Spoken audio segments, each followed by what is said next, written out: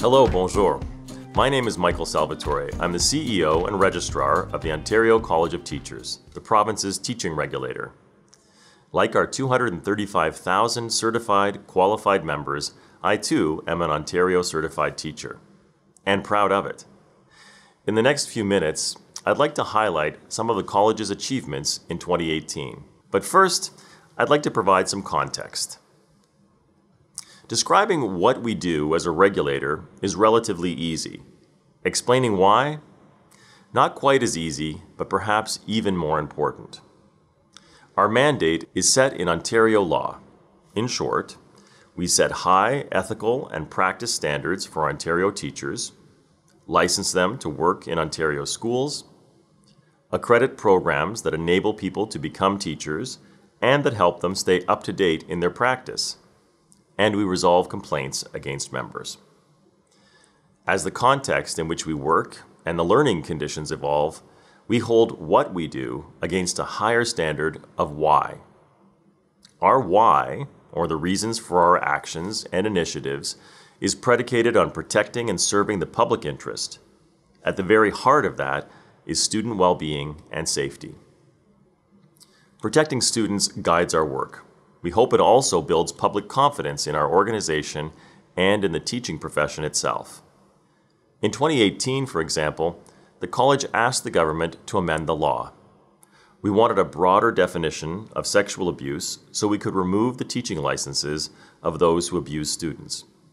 And we sought support to fund a program that would provide therapy and counseling for students who have been abused. Beyond that, we intervened in a case at Canada's Supreme Court to protect student privacy. We wanted to legally establish what constitutes acceptable and professional conduct between teachers and students. We have sharpened our focus on risk identification and mitigation, one of the strategic priorities we set this past year. To that end, we're taking a close look at those areas of our work where we can anticipate risks early and intervene appropriately. Through regular reviews, we can mitigate risks and improve our efficiency and effectiveness in all areas of our work. For example, the college's governance committee commissioned an independent review of the governance structure itself.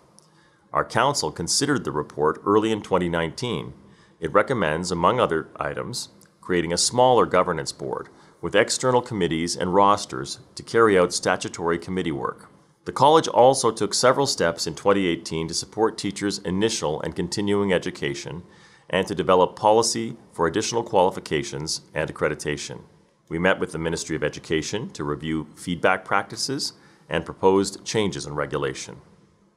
We held design workshops for developers of additional qualification, or AQ courses. We developed AQ guidelines involving Inuktitut elders and people from the deaf and hard of hearing community.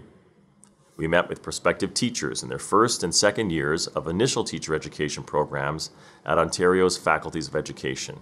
And we renewed the accreditation of initial teacher education programs at Redeemer University College, York University, Tyndale University College, the University of Ontario Institute of Technology, and Laurentian University. As well, we reviewed and approved requests for substantial changes to programs at the Schulich School of Education at Nipissing University and the Faculty of Education at the University of Windsor. By meeting face-to-face with members, parents, and stakeholders, we identify and address potential issues early, and we learn as we go, from other regulators, for example, and from parents and our members.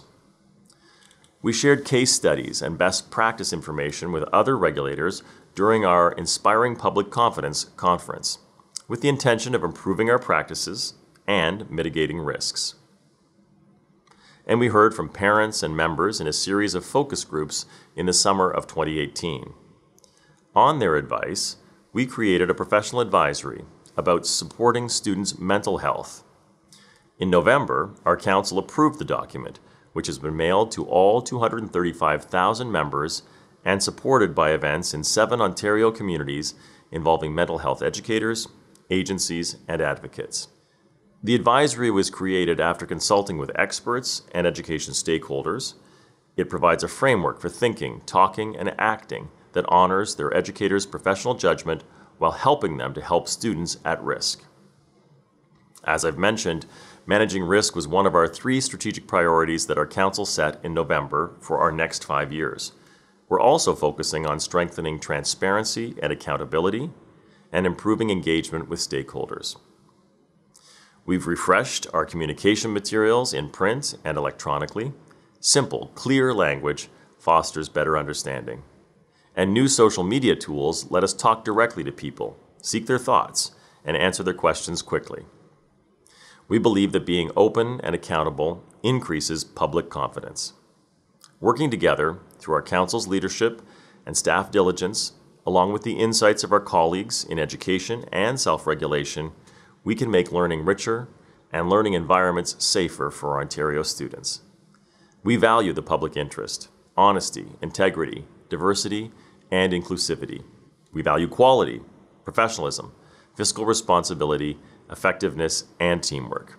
I value the passion and commitment of people who put students first. Just ask me why. Thank you.